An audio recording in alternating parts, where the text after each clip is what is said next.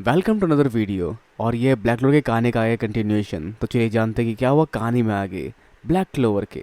तो अब तक हमने देखा कि यूनो ने लगभग हरा दिया है ज़ैनोन को, जो आखिरी पल में ये याद करता है कि कहाँ चूक हो गई, और साथ ही अपने उस वादे के बारे में भी जो कि उसने किया था अपने दोस्त के साथ, जिसमें वो कम्पीट कर रहे थे कि कौन बन के दिखाएगा पहले कमांडर इन चीफ। तो खैर आगे बाकी लोग देख पाते हैं जगह को ढहते हुए, और ये लोग जान पाते कि यूनो ने हरा दिया है ज़ैनोन को। तो इसके साथ ही इन्होंने सभी डार्क ट्राइड के मेंबर को हरा दिया है। पर इसके बावजूद क्यूलेपर ट्री का बढ़ना बंद क्यों नहीं हो रहा, और डेविल्स की संख्या लगातार बढ़े जा रही है, उनमें से कई सारे डेविल्स को हराने के बावजूद भी। जहाँ ये सब महसूस कर पाते कहीं दूर क्लोवर किंगडम में विजिट किंग भी।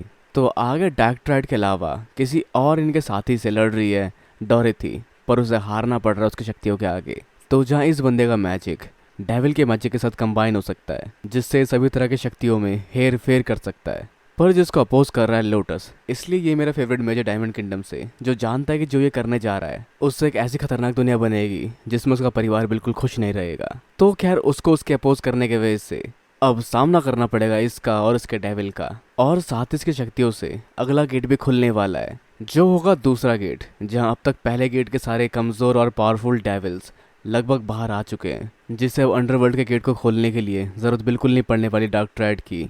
जो उसको चाहिए वो है कैप्टन यामी और कैप्टन वेंजेंस की ज़िंदगी, जिससे वो गेट खुलेगा, जिसके साथ ही वो अपने शक्तियों से सारे छोटे छोटे डेविल को जोड़कर एक बड़ा सा डेविल बना देता है। और जहाँ इस जंग में भले ही जानता लोटस हार जाएगा, लेकिन उन्हें परिवार को याद करते हुए वो खुद को उसमें झोंक देता है। लेकिन तभी वहाँ एक शोर की आवाज़ सुनाई देती है, जो होती है ब्लैक बुल्स के हाइड आउट का शोर, जो वहाँ आ पहुँचता है। और ब्लैक बुल्स वाले अपने अंदाज में शोर मचाते हुए वहाँ आ पहुँचते हैं।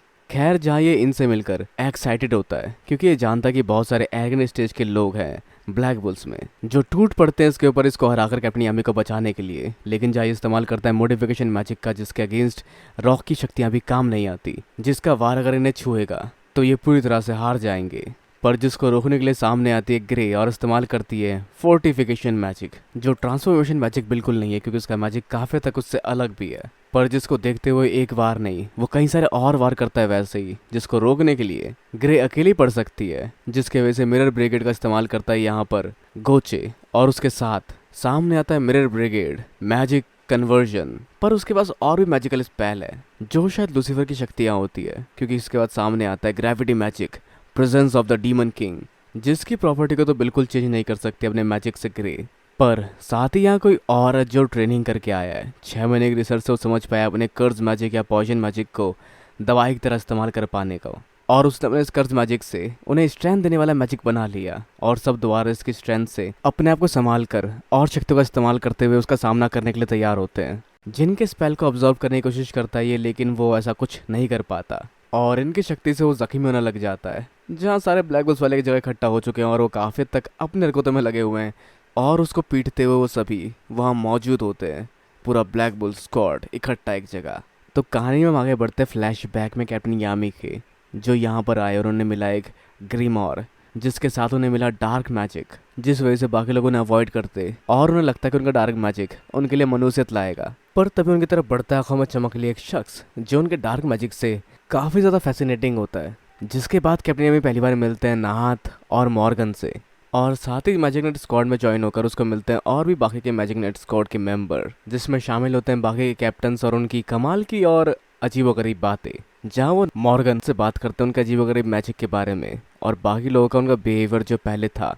पर अब जब वो यहाँ आए उन्होंने देखे और भी पावरफुल मेजेस, और समझा कि पावर ईवल नहीं होता, उसको इस्तेमाल करने वाला कैसे उसको इस्तेमाल करता है वो ईवल बनाता है। और मॉर्गन भी तारीफ करता है उसकी एबिलिटी की, जो लोगों की अच्छाइयों को पहचान सकता है, और उनकी लोगों को इकट्ठा करने की एबिलिटी भी काफ़ी तक कमाल है। तो वो एक मैजिक नाइट बनने के लिए ही बने थे, पर जिस पे वो कहते हैं कि बेवकूफ वो तुम हो जो लोगों को लीड करने के लिए बने हो। जिसके कुछ समय बाद मॉर्गन मर जाता है, और साथ ही याद करते हैं उसकी बातों को कैप्टन यामी, जहाँ उन्होंने कहा था कि ये थोड़ा सा अजीब है, लेकिन मैं जानता हूँ कि तुम मेरे भाई की फीलिंग्स को मुझसे बेहतर समझते हो। जिसकी याद में कैप्टन यामी अपना एक स्क्वाड बनाना चाहते थे, क्योंकि जो भी डिसेंट और रेस्पेक्टफुल बंदे थे वो सभी लोग बाकी मैजिक नाइट स्क्वाड में शामिल हो सकते थे।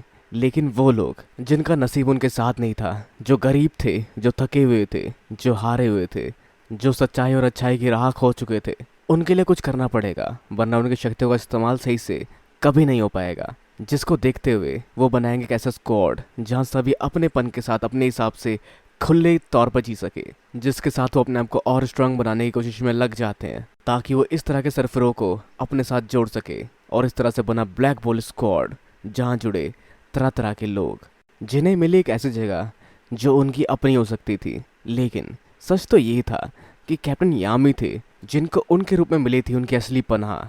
जहाँ वैसे मॉरिस कह रहा होता है इनके डार्क मैजिक के बारे में, जो कि ऐसी शक्ति है जो कनेक्ट करती है शक्ति को अंडरवर्ल्ड से, मौत से और निराशा से। और खैर तभी कैप्टन यामी इस स्पेल से थोड़ा थोड़ा बाहर आना शुरू होते हैं और पूछते अपने स्क्वाड मेंबर से कि क्या तुम लोग सच में मुझे इतना पसंद करते हो, जिस पर सभी कहते हैं हाँ हम करते हैं, और कैप्टन यामी भी कहते हैं और मैं भी। पर खैर नाहत के लिए स्क्वाड अभी भी बहुत सारे पागलों का झुंड होता है, पर उसके अलावा वो साथ देता है इनका। पर इससे पहले हम बढ़ते हैं बाहर उस डीमन के साथ सिस गिलियन की लड़ाई की ओर, जो लगी होती है धुआंधार तरीके से उस डीमन को हराने में, जिसकी खोपड़ी वो खोल देती है अपने अगले वार से। उस तरह से वो जीत जाती है उस डीमन के अगेंस्ट और उन्होंने हरा दिया है एक एंशिएंट डीमन को। पर इससे पहले कैप्टन यामी वेंजेंस वहां से बाहर निकल पाते, दूसरा गेट खुल चुका होता अंडरवर्ल्ड का और बहुत सारे डेविल्स वहां से बाहर निकलते हैं एक साथ, और वहां हो जाता है इकट्ठा लेयर 1 और लेयर 2 के डेविल्स। और लूसीफर की शक्तियों के इन्फ्लुएंस के साथ वो डेविल्स और कैसल साथ मिलकर एक बड़ा सा मॉन्स्टर बन जाते हैं और उससे सबके ऊपर इम्पोज हो जाता है ग्रेविटी मैजिक, जिसके अगेंस्ट बाकी लोग कुछ नहीं कर सकते।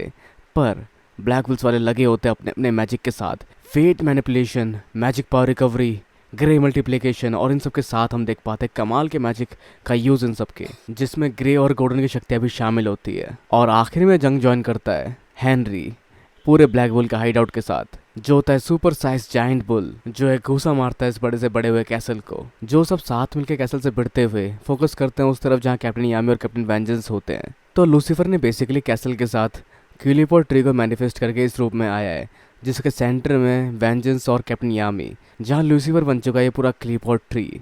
पर अगर ये इसके अंदर से कैप्टन यामी और कैप्टन वेंजेंस को बचा पाए तो ये रोक सकते हैं लूसीफर को इस दुनिया में आने से। पर साथ ही लूसीफर पूरी तरह से मैनिफेस्ट नहीं हुआ, लेकिन उसके बावजूद उसके ऊपर किए हुए ब्लैक बुल्स के वार डिमोलिश हो जाते हैं, क्योंकि ब्लैक बुल्स वालों की शक्तियाँ भी उसके अगेंस्ट कोई काम नहीं आ रही, और वो चाह कर भी इस दुनिया में डीमन किंग लूसीफर को नहीं आने दे सकते, जो बाकी डीमंस के थ्रू इस दुनिया में आने की कोशिश कई बार कर चुका है, जैसे पहले और उसने लीबे के साथ भी किया था। और साथ ही वहाँ मौजूद बाकी लोग भी उसकी शक्तियों के अगेंस्ट कुछ नहीं कर पाते। तो बाकी लोगों तक बढ़ता है क्लियोपोर्ट का वो लूसीफर वाला हिस्सा, जिसको चकनाचूर कर देते हैं सिस गिलियन और फिंगिलियन, जहाँ स्पीड किंगडम वाले भी काफ़ी तक हैरान होते हैं कि हम लोग इस ग्रेविटी मैजिक में खड़े तक नहीं हो पा रहे, पर ये लोग ग्रेविटी मैजिक की स्ट्रेंथ के बढ़ने के बावजूद भी कैसे खुद को संभाल के लड़ पा रहे हैं। और आगे हम देख पाते हैं ब्लैक बुल्स वालों को जो झोंक देते हैं खुद को इस जंग में, और कई सारे वार निकलते हैं ब्लैक बुल के हाइड आउट से, जो लगते हैं लूसीफर की इस बड़ी सी बॉडी को, जिसके साथ उनका कैसल भी ढह जाता है। या शायद ये वार लूसीफर का था, लेकिन जो भी हो नुकसान इससे ज़्यादा ब्लैक बुल के हाइड आउट को ही होता है। और स्पेड किंगडम वाले बाकी लोग नाउम्मीद हो चुके होते हैं कि अब कुछ नहीं हो सकता, हमारा कुछ नहीं हो सकता, कोई बचा लो हमें। जिस पर ब्लैक बुल्स वालों को यकीन है कि सब कुछ ठीक होगा, क्योंकि तभी हम देख पाते हैं कैप्टन यामी की तलवार जो कि आस्था के पास थी और सामने आता है आस्था। तो अब ये बारी आस्था की इनको बचाने की। तो क्या होगा आगे जानने के लिए वेट करना पड़ेगा इसके नेक्स्ट पार्ट का। पर खैर यहाँ पर एक चीज़ और थी, जब गोल्डन ने अपनी शक्तियों का इस्तेमाल किया था उस दौरान हम देख पाए एक और लड़के को जो शायद गोल्डन की शक्तियों के वजह से बन पा रहा था, जो उसकी शक्तियों का हिस्सा हो सकता है, जो पॉइजन मैजिक को इनके लिए हीलिंग मैजिक या पावर एनहेंसिंग मैजिक की तरह काम में ला पा रहा था। तो क्या वो दूसरा बंदा उसके मैजिक से बना हुआ था, या फिर क्या थी ये मिस्ट्री जो शायद हमें क्लियर होगी एनीमे में या फिर इसके आने वाले आगे के चैप्टर्स में। तो खैर अपने विचार में नीचे कमेंट बॉक्स में बिल्कुल ना भूलें, इस वीडियो को लाइक शेयर और चैनल को सब्सक्राइब करना भी बिल्कुल ना भूलें। तो अगले मिलते हैं अगली वीडियो में। Sayonara and have a nice day.